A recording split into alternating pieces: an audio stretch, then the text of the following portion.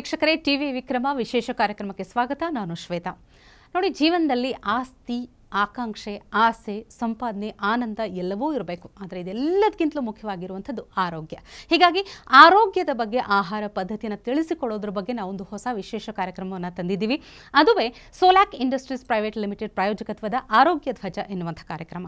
ಈ ಕಾರ್ಯಕ್ರಮದಲ್ಲಿ ಎಂದಿನಂತೆ ನಮ್ಮೊಟ್ಟಿಗಿದ್ದಾರೆ ವೈದ್ಯರಾದ ವಿನಯ್ ಅವರು, ಹಾಗೆ ಸೋಲಾಕ್ ಇಂಡಸ್ಟ್ರೀಸ್ ಪ್ರೈವೇಟ್ ಲಿಮಿಟೆಡ್ನ ಮ್ಯಾನೇಜಿಂಗ್ ಡೈರೆಕ್ಟರ್ ಆಗಿರುವಂಥ ನಾಗನಗೌಡ ಪಾಟೀಲ್ ಅವರು. ಇಬ್ಬರಿಗೂ ಕೂಡ ಕಾರ್ಯಕ್ರಮಕ್ಕೆ ಸ್ವಾಗತ. ನಮಸ್ತೆ. ಸೊ ಇವತ್ತಿನ ಸಂಚಿಕೆಯಲ್ಲಿ ನಾವು ಹುರುಳಿಕಾಳಿನ ಬಗ್ಗೆ ಮಾತಾಡೋಣ. ಇಲ್ಲಿ ನಾವು ಪ್ರಾಡಕ್ಟನ್ನು ನೋಡ್ತಾ ಇದ್ದೀವಿ, ಆದರೆ ಅದಕ್ಕೂ ಮೊದಲು ಹುರುಳಿಕಾಳು ಕೂಡ ಅಂದರೆ ಗೊತ್ತಿದೆ, ಅದು ಒಂದು ಕಾಳು ಅನ್ನೋಂಥದ್ದು ಗೊತ್ತು. ಆ್ಯಂಡ್ ಒಂದು ಹಿಂದಿನ ಸಂಚಿಕೆಯಲ್ಲಿ ಮಾತಾಡ್ದಂಗೆ ನಾವು ಹಾರ್ಸ್ ಗ್ರಾಮ್ ಅನ್ನೋಂಥದ್ದು ಏನಿದೆಯಲ್ಲ, ಆ ಒಂದು ಪದಾನೇ ಸ್ವಲ್ಪ ಮಿಸ್ಗೈಡ್ ಮಾಡ್ತಾ ಇದೆಯಾ. ಹುರುಳಿಕಾಳು ಅನ್ನೋಂಥದ್ದು ಬರೀ ತುಂಬ ಅಂದರೆ ಸ್ಪೋರ್ಟ್ಸಲ್ಲಿರೋರಾಗಿರ್ಬಹುದು, ಮಸಲ್ಸ್ ಗಟ್ಟಿಯಾಗಬೇಕು, ಆ ಸಂದರ್ಭದಲ್ಲಿ ಮಾತ್ರ ತಗೋಬೇಕು ಅನ್ನೋಂಥದ್ದಾಗಿರ್ಬೋದು, ಬಹಳಷ್ಟಿದೆ ತಪ್ಪು ಕಲ್ಪನೆಗಳು. ಸೊ ಇವತ್ತು ಹುರುಳಿಕಾಳಿನ ಬಗ್ಗೆ ಮೊದಲು ತಿಳಿಸ್ಕೊಡಿ, ಏನು ಪ್ರಾಮುಖ್ಯತೆ, ಅದರಲ್ಲಿರುವಂಥ ಪೌಷ್ಟಿಕಾಂಶಗಳಾಗಿರಬಹುದು. ಸೊ ಎರಡು again I divide the topic. So ಇಲ್ಲಿ ಏನು ಸಮಸ್ಯೆ, ತರ್ಜಿಮೆ ಇಂಗ್ಲಿಷಿಂದ ಕನ್ನಡಕ್ಕೆ, ಕನ್ನಡದಿಂದ ಇಂಗ್ಲಿಷ್ಗೆ ಅಥವಾ ಸಂಸ್ಕೃತದಿಂದ ಇಂಗ್ಲಿಷ್ ಬರಬೇಕಾದ್ರೆ ಟ್ರಾನ್ಸ್ಲೇಷನ್ ಎರರ್ಸ್. ಶ್ರೀಕೃಷ್ಣನ್ ಬಿಟ್ಟಿಲ್ಲ, ಶ್ರೀಕೃಷ್ಣನ್ ಹೆಂಡತಿರ್ನ ಬಿಟ್ಟಿಲ್ಲ, 33 ಕೋಟಿ ದೇವತೆಗಳನ್ನ ಬಿಟ್ಟಿಲ್ಲ. ಸೊ ಇನ್ನು ಹುರುಳಿಕಾಳಿ ಆ ಲೆಕ್ಕ ಅದಾಗ್ಬೇಕಿತ್ತು, ಆಗಿದೆ. ಸಿಂಪಲ್ ಆಗಿ ನೀವೊಂದು ಡಾಟಾ ತಗೊಳ್ಳಿ ಮೇಡಮ್. ಒಂದು ತಿಂಗಳಿಗೆ ನೀವು ಡೈಲಿ ಒಂದೊಂದು ಕಾಳು ಮಾಡ್ತಾ ಹೋದ್ರೆ ಒಂದು ತಿಂಗಳಿಗೆ ಎಷ್ಟು ಕಾಳು ಆಗ್ತವೆ? Let us discuss. ಬಟಾಣಿ, ಕಡ್ಲೆ, ಕಾಬಲ್ ಕಡ್ಲೆ, ಹುರುಳಿ, ಹಲಸಂದೆ, ಉದ್ದಿನ ಕಾಳು, ಹೆಸರು ಕಾಳು, ತೊಗರಿ ಕಾಳು, ಅವರೆಕಾಳು. ಸೊ ಈ ತರದ್ದು ನೀವು ಮಾಡ್ಕೋತಾ ಹೋದ್ರೆ ಹೆಚ್ಚು ಕಡಿಮೆ ವಾರಕ್ಕೆ ಅಥವಾ 15 ದಿನಕ್ಕೆ ಒಂದು ಸರಿ ರಿಪೀಟ್ ಆಗ್ಬೋದು. ಆಚಾರ್ಯರ ಪ್ರಕಾರ ನೀವು ದಿನಕ್ಕೆ 2 ಸರಿ ಊಟ ಮಾಡಿದ್ರೆ, ಬೆಳಗ್ಗೆ ಒಂದು ರಾತ್ರಿ ಒಂದು ಊಟ ಮಾಡಿದ್ರೆ, 2 ಹೊತ್ತು ಊಟ ಮಾಡಿದ್ರೆ ಅವು 2 ಸರಿನೂ ರಿಪೀಟ್ ಆಗಲ್ಲ. ಹೌದಾ? But what are we doing? ಕಳೆದ 2-3 ದಶಕಗಳಿಂದ ಏನ್ ಮಾಡ್ತಿದ್ದೀವಿ? ದಿನಕ್ಕೆ 3 ಹೊತ್ತು ಅನ್ನ, ತೊಗರಿ ಬೇಳೆ, ಸಾರು, ಈಸಿಲಿ ಪಿಕ್ಡ್ ಇಡ್ಲಿ, ದೋಸೆ, ಉಪ್ಪಿಟ್ಟು, ಅವಲಕ್ಕಿ ಮತ್ತು ಇವೆರಡು ನೋಡ್ತಾ ಇದ್ದಾವೆ. ಬೇರೆ ಯಾವ್ದು ಬರ್ತಾ ಇಲ್ಲ ಟಿಫನ್. ಆಯ್ತಾ? ನೀವು ಯಾವಾಗ ದೇಹಕ್ಕೆ ಸಕ್ಕರೆ ಜಲ್ದಿ ಸೇರೋ ಅಂತ ಆಹಾರಗಳನ್ನ ಕೊಡ್ತೀರಾ, ಸಿಂಪಲ್ ಕಾರ್ಬೋಹೈಡ್ರೇಟ್ಸ್, ಅದರಲ್ಲಿ ಏನು ನಾರಿನಾಂಶ ಇಲ್ಲದೆ ಇರೋಂಥದ್ದು. ಈಗ ನಾವು ಡಿಸ್ಕಸ್ ಮಾಡಿದ್ರಲ್ಲಿ ಎಲ್ಲದರಲ್ಲೂ ಕಾಮನ್ ಫ್ಯಾಕ್ಟ್ ಏನಂತಂದ್ರೆ ರೈಸ್. ಯಾವ ತರದ rice? Polished white rice, bullet rice. ಏನು ಸತ್ವ ಇಲ್ಲ, ಕಸ. ಗೊತ್ತಿದೆ, ಹಳೆ ಕಾಲದಲ್ಲಿ ಗಂಜಿನ ಕಾಟನ್ ಬಟ್ಟೆಗೆ ಕ್ರಿಸ್ಪ್ ಆಗಿರಕ್ ಆಗ್ತಿದ್ರು. ಈಗ ಗಂಜಿ ಬಸಿಯೋದ್ ಬಹಳ ದೂರ ಉಳಿತು. ಅವ್ರು ಏನಂದ್ರೆ ಅಲ್ಲೊಂದ್ ಸೀರಿಯಲ್ ಓಡ್ತಿರುತ್ತೆ, ಅಡ್ವರ್ಟೈಸ್ಮೆಂಟ್ ಬಂದ್ ಕುಕ್ಕರ್ ಇರ್ತಾರೆ, ಮುಂದಿನ ಸರಿ ಅಡ್ವರ್ಟೈಸ್ಮೆಂಟ್ ಬರೋಷ್ಟೊತ್ತಿಗೆ ಮುಗ್ದು ಬಿಟ್ಟಿರ್ತದ. ಎಲ್ಲರ ಮನೆಯಲ್ಲೂ ಏನಾಗಿದೆ ಅಂದ್ರೆ ಅಡಿಗೆನ ಸ್ತ್ರೀಯರು ಮಾಡ್ತಿಲ್ಲ, ಕುಕ್ಕರ್ ಮಾಡ್ತಾ ಇದೆ. ಅದೇ ದೊಡ್ಡ ಸಮಸ್ಯೆ ಆಗ್ತಿರೋದು. ಸೊ ಯಾವ ಅಡಿಗೆ ಮನೆಯಲ್ಲಿ ಬಿಸಿಲು ಬೀಳಲ್ವೋ, ಯಾವ ಊಟಕ್ಕೆ ಗಾಳಿ ಸೇರಲ್ವೋ ಅದು ವಿಷಮ ಅಂತ ಆಯುರ್ವೇದದ ಪ್ರಕಾರ. ಸೊ ಈ ದೇಶದಲ್ಲಿ ವಾಸ್ತು ಪ್ರಕಾರ ಕಟ್ಟ ಅಷ್ಟೋ ಮನೇನು ಸೌತ್ ಈಸ್ಟ್ ಡೈರೆಕ್ಷನ್ ಅಂದ್ರೆ ಆಗ್ನೇಯ ಮೂಲೆಗೆ ಕಟ್ತೀವಿ. ಕಿಟಕಿ ದೊಡ್ಡದಿಟ್ಬಿಟ್ಟೆ ಕಟ್ತೀವಿ. ಯಾಕೆ ಕಟ್ತೀವಿ? ಅಡಿಗೆಗೆ ಬಿಸಿಲು ಬೀಳಿ ಅಂತ. ಸೂರ್ಯ ಎನರ್ಜೈಸ್ ಮಾಡೋ ಅಂತ ಥಿಂಗ್ಸ್. ಭೂಗರ್ಭದ ಭೂಮಂಡಲದಲ್ಲಿ 0 ಡಿಗ್ರಿ ನಾರ್ತ್, 0 ಡಿಗ್ರಿಯಿಂದ ಮೇಲೆ 25 ಡಿಗ್ರಿ, ಕೆಳಗಡೆ 25 ಡಿಗ್ರಿ, ಆ ಸೆಗ್ಮೆಂಟ್ ಅಲ್ಲಿ ಮಾತ್ರನೇ ಉರುಳಿ ಬೆಳೆಯೋದು. ಬಿಸಿಲು ಬಂದ್ರೆ ಮಾತ್ರನೇ ಉರುಳಿ ಬೆಳೆಯೋದು, ಇಲ್ಲ ಅಂದ್ರೆ ಬೆಳೆಯಲ್ಲ. ಸೊ ಇದಕ್ಕೆ ಇನ್ನೊಂದು ಆಯಾಮನು ಕೊಡ್ಬೋದು. ಆಸ್ಟ್ರಾಲಜಿ ಆಯಾಮ ಕೊಡ್ತೀವಿ ಅಂತಂದ್ರೆ, ನವಗ್ರಹ ಪೂಜೆ ಮಾಡಕ್ಕೂ ನಿಮ್ಗೆ ಹುರುಳಿಕಾಳು ಬೇಕು. ಸೊ ಒಂದು ಗ್ರಹಕ್ಕೆ ಒಂದು ಧಾನ್ಯನೇ ಅರ್ಪಿಸ್ಬಿಟ್ಟಿದೀವಿ, ಮೀಸಲಿಟ್ಟಿದೀವಿ. ನಿಮಗೆ ಮನೆಯಲ್ಲಿ ನವಗ್ರಹ ದೋಷ ಆಗಿದೆ ಅಂದ್ರೆ ಫಸ್ಟ್ ಈಗ 9 ಧಾನ್ಯಗಳನ್ನ ಉಪಯೋಗಿಸಕ್ ಶುರು ಮಾಡಿ. ನಿಮ್ಮ ದೇಹದ ಗ್ರಹಗಳು ತಂತಾನೆ ಬ್ಯಾಲೆನ್ಸ್ ಆಗ್ತವೆ. ಓಕೆನಾ? ಸೊ ಇದು ತುಂಬಾ ದೊಡ್ಡ ಟಾಪಿಕ್ ಆಗ್ಬಿಡ್ತು. Let us come back to ground reality. ನಾನು ಆಗ್ಲೇ ಹೇಳಿದೆ, 0 ಡಿಗ್ರಿ ನಾರ್ತ್, 0 ಡಿಗ್ರಿ ಸೌತ್, ಈ ಬೆಲ್ಟ್ ಅಲ್ಲಿ ಮಾತ್ರ ಹುರುಳಿ ಬೆಳೆಯೋದು. ಈ ಬೆಲ್ಟ್ ಅಲ್ಲಿ ಮಾತ್ರನೇ ಜನಸಂಖ್ಯೆ ಜಾಸ್ತಿ ಇರೋದು. ಶೀತ ಪ್ರದೇಶಗಳಲ್ಲಿ ಪಾಪ್ಯುಲೇಷನ್ ತುಂಬಾ ಕಡಿಮೆ ಇದೆ. ಗರ್ಭ ಧರಿಸಿದ್ರು ತುಂಬಾ ಕಷ್ಟಪಟ್ಟು ಹೆರ್ತಾರೆ ಹೆಣ್ಮಕ್ಳಾಗ್ಲಿ.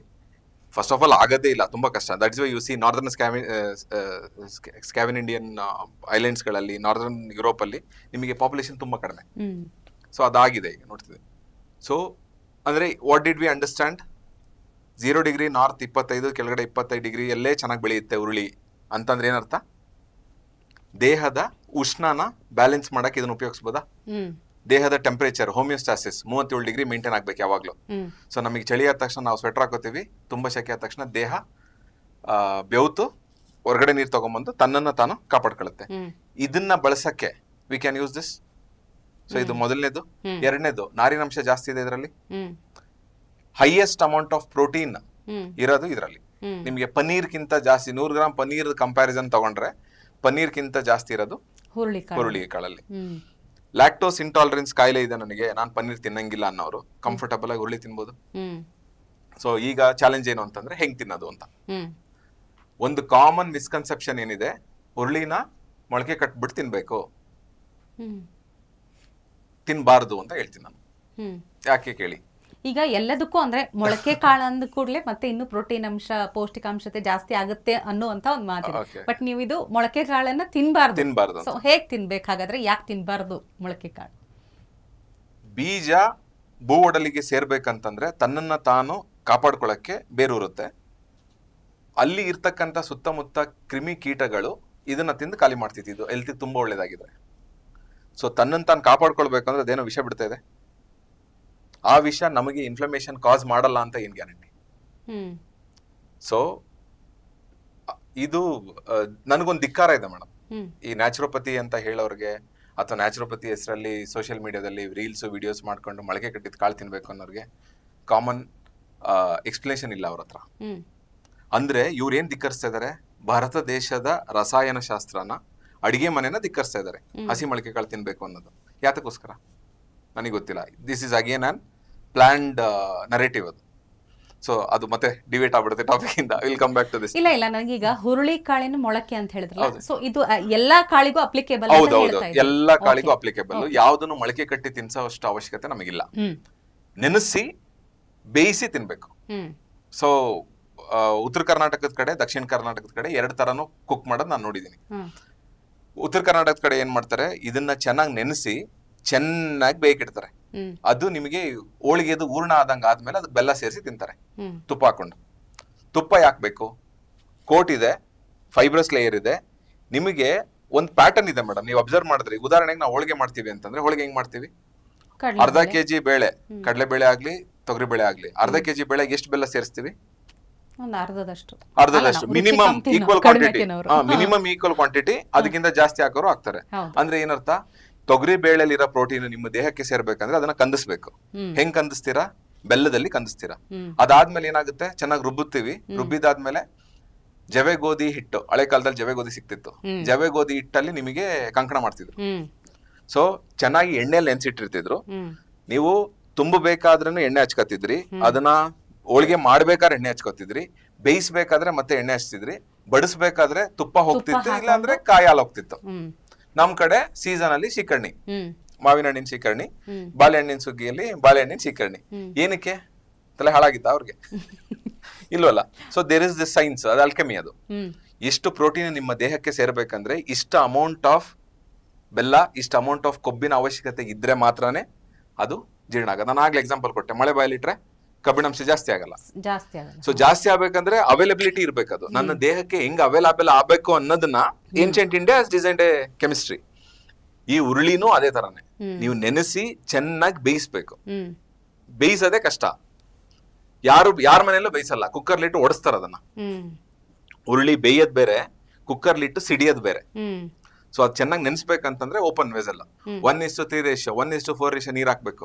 ಅರ್ಧ ಕೆಜಿ ನೀವು ತೊಗರಿ ಬೇಳೆ ಇಟ್ಟಿದ್ದೀರಾ, ಇದನ್ನ ಹುರುಳಿ ಕಾಳು ಇಟ್ಟಿದ್ದೀರಾ ಅಂತಂದ್ರೆ 4 ನೀರ್ ಹಾಕಿ ಓಪನ್ ಇಟ್ಬಿಟ್ಟು ಸಿಮ್ಮಲ್ಲಿ ಇಟ್ಬಿಟ್ಟು ಬಿಟ್ಬಿಡ್ಬೇಕು ಅದನ್ನ. ಬೆಳಿಗ್ಗೆ ತನಕ, ಉದಾಹರಣೆಗೆ ದೊಡ್ಡ ದೊಡ್ಡ ಹೋಟ್ಲುಗಳೆಲ್ಲ ಇದನ್ನ ಮಾಡ್ತಾರೆ. ನಾರ್ತ್ ಇಂಡಿಯಾದಲ್ಲೆಲ್ಲ ನಿಮಗೆ ಈ ರಾಜ್ಮಾ ಚಾವಲ್ ಅಂತೆಲ್ಲ ಮಾಡ್ತಾರಲ್ಲ, ಅವ್ರು ರಾತ್ರಿ 10-11 ಗಂಟೆಗೆ ತಂದೂರ್ ಆನ್ ಮಾಡ್ಬಿಟ್ಟು ಹೋಗ್ಬಿಡ್ತಾರ ಅವ್ರು. ಬೆಳಿಗ್ಗೆ 7 ಗಂಟೆಗೆ ರಾಜ್ಮಾ ಚಾವಲ್ ರೆಡಿ ಇರ್ಬೇಕಂದ್ರೆ ರಾತ್ರಿ ಪೂರ್ತಿ ರಾಜ್ಮಾ ಕುದಿಯುತ್ತೆ. ಅವ್ರ ರಾಜ್ಮಾ ತಿಂದ್ರೆ ಏನಾಗಲ್ಲ, ನಮ್ಮ ಮನೇಲಿ ಕುಕ್ಕರ್ ಅಲ್ಲಿ ಮಾಡಿ ರಾಜ್ಮಾ ತಿನ್ಲಿ ಅಂದ್ರೆ ಏನರ್ಥ? We are missing out on the cooking alchemy. ಆ ಪ್ರೋಸೆಸ್ ನ ಕಳೀತಾ ಇದೀವಿ ಕುಕ್ಕರ್ ಹೆಸರಲ್ಲಿ. ಸೊ ಹುರುಳಿನೂ ಅಷ್ಟೇ, ನೀವು ಚೆನ್ನಾಗಿ ಬೇಯಿಸಿದ್ರೆ ಯಾರಿಗೆ ಎಂತ ಪ್ರಾಬ್ಲಮ್ ಆಗಲ್ಲ, ಯಾರು ಬೇಕಿದ್ರು ತಿನ್ಬೋದು. ಇನ್ನೂ ಒಂದು ಸ್ಟ್ಯಾಂಡರ್ಡ್ ಆಗಿ ಮಾಡ್ಕೋಬೇಕು, ಇವ್ರಿಗೆ ಅದು ಕನ್ಫ್ಯೂಷನ್ಸ್ ಇರಬಾರ್ದು ಅಂತಾರೆ. ಚೆನ್ನಾಗಿ ನೆನೆಸ್ಲಿ, ನೆನೆಸ್ಬಿಟ್ಟು ನೀರೆಲ್ಲ ಹೋಗೋ ತನಕ ಒಣ ಹಾಕ್ಲಿ ನೆರಳಲ್ಲಿ. ಈಗೆಲ್ಲ ನಿಮಗೆ ಇವು ಬಂದಿದ್ದಾವೆ, ರೋಸ್ಟರ್ಸ್ ಬಂದಿದ್ದಾವೆ ನಿಮಗೆ ಗಿರಣಿ ಅಂಗಡಿಯಲ್ಲಿ. ಅಲ್ಲಿ ಹೋಗಿ ರೋಸ್ಟ್ ಮಾಡ್ಕೊಂಡು ಪೌಡರ್ ಮಾಡಿಸ್ಕೊಂಡು ತಗೊಂಡ್ ಬರ್ಲಿ, ಎಲ್ಲದಕ್ಕೂ ಉಪಯೋಗಿಸ್ಲಿ.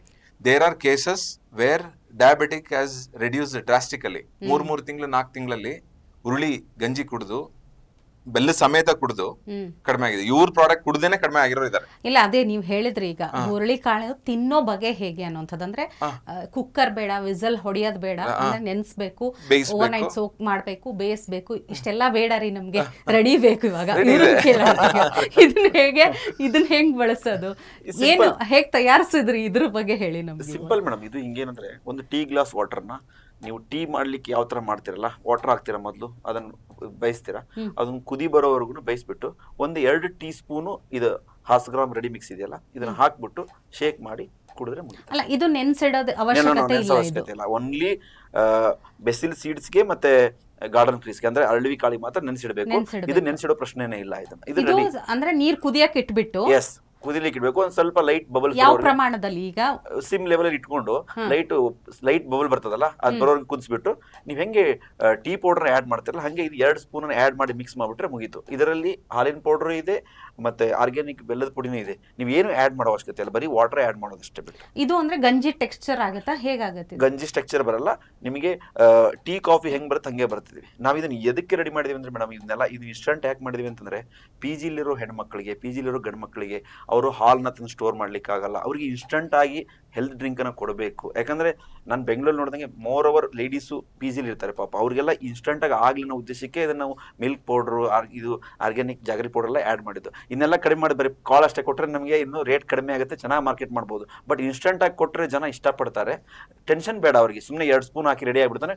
ಈ ಮಗು ಬಂತು ಸಾಯಂಕಾಲ ಸ್ಕೂಲಿಂದ ಗಲಾಟೆ ಮಾಡ್ತದೆ, ಏನಾದ್ರು ಕೊಡಮ್ಮ ನಂಗೆ ತಿನ್ಲಿಕ್ಕೆ, ಏನಾದ್ರು ಸ್ವೀಟ್ ಕೊಡು ಅಂದಾಗ ಜಸ್ಟ್ ಒಂದು 2 ಸ್ಪೂನ್ ಹಾಕಿ ಮಾಡ್ಕೊಟ್ಬಿಟ್ರೆ ಅದು ಕುಡಿದು ಖುಷಿಯಾಗಿ ಹೋಗ್ಬಿಡುತ್ತೆ. So I would like to add ಇದಕ್ಕೆ ಇನ್ನೊಂದು ಪಾಯಿಂಟ್. ನಮಗೆ ಯಾರೋ ಸೆಲೆಬ್ರಿಟಿಗಳು ಬಂದು ಏನೇನೋ ಕಸ ಕುಡಿಸ್ತಿದ್ದಾರೆ, ಅದಕ್ಕಿಂತ 100 ಟೈಮ್ಸ್ ಇದು ವಾಸಿ. ಅದ್ ಹೆಂಗ ಯಾವ ಪ್ಯಾಟರ್ನ್ ಅಲ್ಲಿ ನಿಮ್ಗೆ ಟಿವಿಯಲ್ಲಿ ಬಹುರಾಷ್ಟ್ರೀಯ ಕಂಪ್ನಿಗಳು ಬಂದು ದೊಡ್ಡ ದೊಡ್ಡ ಸೆಲೆಬ್ರಿಟೀಸ್ಗಳನ್ನ, ಕ್ರಿಕೆಟ್ ಆಟಗಾರರನ್ನ ತಗೊಂಡ್ಬಂದು ತೋರಿಸಿ, ನಾನು ಇದನ್ನ ಕುಡಿದು ಆಟ ಆಡ್ತಿದ್ದೀನಿ, ಕ್ರಿಕೆಟ್ನ ಟೆನ್ನಿಸ್ನ ಅಂತ ತೋರಿಸ್ತಾರೆ. ಅದಕ್ಕಿಂತ 100 ಟೈಮ್ಸ್ ಬೆಸ್ಟ್ ಇದು. ಮನೇಲಿ ಫಸ್ಟ್ ಇವ್ರು ಟ್ರೈ ಮಾಡ್ಲಿ, 1/4 kg 1/2 kg ತಗೊಂಡು, ದಿಲ್ ಗೆಟ್ ಎ ಪಿಕ್ಚರ್. ಆಮೇಲೆ ಇದನ್ನ ಯಾವಾಗ ಎಲ್ಲೆಲ್ಲಿ ಹೆಂಗೆ ಯೂಸ್ ಮಾಡ್ಬೋದು ಅಂತ ಅವ್ರಿಗೆ ಐಡಿಯಾ ಬಂದ್ಬಿಡುತ್ತೆ. ಸೊ ಇದು these are replacement of costly ಕಸಕ್ಕೆ, ದುಬಾರಿ ಕಸಕ್ಕೆ ಹಗ್ಗದ ರಿಪ್ಲೇಸ್ಮೆಂಟ್ಗಳು, ಆರೋಗ್ಯಕರ ರಿಪ್ಲೇಸ್ಮೆಂಟ್ ಪಾನೀಯಗಳು. ಪ್ರತಿದಿನ ಕುಡಿಬಹುದು ಅಂತೀರಿ? ಪ್ರತಿದಿನ ಕುಡಿಬಹುದು ಮೇಡಮ್. ಇವು 2 ಟೀ ಸ್ಪೂನ್ ಲೆಕ್ಕ ಹೇಳಿದಿವಲ್ಲ, ಆ ಟೀ ಸ್ಪೂನ್ ಅಲ್ಲಿ ಯಾವುದೇ ವ್ಯಕ್ತಿ ಆದ್ರೂ ಕನ್ಸ್ಯೂಮ್ ಮಾಡಬಹುದು, ಏನು ಹಾರ್ಮ್ ಆಗಲ್ಲ. ಫಾರ್ ಎಕ್ಸಾಂಪಲ್, ನಿಮಗೆ ಕುದುರೆ ಕಂಟಿನ್ಯೂ ನಿಂತ್ಕೊಂಡಿರುತ್ತೆ, ಅದು ನಿಂದಿರ್ಲಿಕ್ಕೆ ಎನರ್ಜಿ ಬರೋದೇ ಹುರುಳಿ ಕಾಳಿಂದ. ನೋಡಿ, ಎನರ್ಜಿಗೆ ಇನ್ನೊಂದು ಹೆಸರೇ ಹಾರ್ಸ್.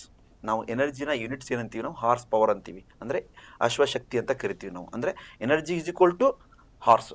ಇದು ಹುರುಳಿ ಕಾಳಿಗೆ ಇಂಗ್ಲಿಷ್ ಅಲ್ಲಿ ಹಾರ್ಸ್ ಗ್ರಾಮ್ ಯಾಕಂತಾರೆ, ಇನ್ಸ್ಟೆಂಟ್ ಮತ್ತೆ ಅದು ಎನರ್ಜಿನೇ. ಅದಕ್ಕೋಸ್ಕರ ನಮಗೆ ಅದೇ ಎನರ್ಜಿ ನಮಗೆ ಬರುತ್ತೆ. ನಿಮಗೆ ಗೊತ್ತು, ಕಂಬಳಗಳಲ್ಲಿ ಕೋಣಗಳನ್ನ 2-3 ಡೇಸ್ ಬಿಫೋರ್ ಕಂಟಿನ್ಯೂಸ್ ಹುರುಳಿ ಕಾಳನ್ನ ತಿನ್ನಿಸ್ತಾರೆ ಅದಕ್ಕೆ. ದೆನ್ ಓನ್ಲಿ ಆ ಸ್ಪೀಡಲ್ಲಿ, ಆ ಎನರ್ಜಿಲಿ ಓಡ್ಲಿಕ್ಕೆ ಸಾಧ್ಯ. ಅಂದ್ರೆ ಅದಕ್ಕೆ ನಾವು ಪ್ರಾಣಿನೇ, ನಾವು ಸ್ವಲ್ಪ ಬುದ್ಧಿವಂತ ಪ್ರಾಣಿ ಆಗಿದೀವಿ, ಆದ್ರೆ ಈಗ ಅತಿ ಬುದ್ಧಿವಂತ ಪ್ರಾಣಿ ಆಗಿದೀವಿ, ಅದು ದೊಡ್ಡ ಸಮಸ್ಯೆ ಆಗಿದೆ. ಬುದ್ಧಿವಂತ ಪ್ರಾಣಿ ಇದ್ರಷ್ಟೇ ಓಕೆ ಆಗಿತ್ತು ನಮಗೆ, ಮಂಗನಿಂದ ಮಾನವಾಗಿದ್ರು ಓಕೆ ಇತ್ತು, ಬಟ್ ಈಗ ನಾವು ಅದಕ್ಕಿಂತ ಮಿಗಿಲು ಹೋಗ್ಬಿಟ್ಟಿದೀವಿ. ಅದೇ ಸಮಸ್ಯೆ ಆಗಿರೋದು. ಏನಂದ್ರೆ ಇದು ಅದೇ ಪ್ರಾಣಿಗಳಿಗೆ ಕೊಟ್ಟಂತ ಎನರ್ಜಿನ ನಮ್ಗೆ ಕೊಡುತ್ತೆ, ಮಿತವಾಗಿ ನಾವು ಬಳಸ್ಬೇಕಷ್ಟೇ.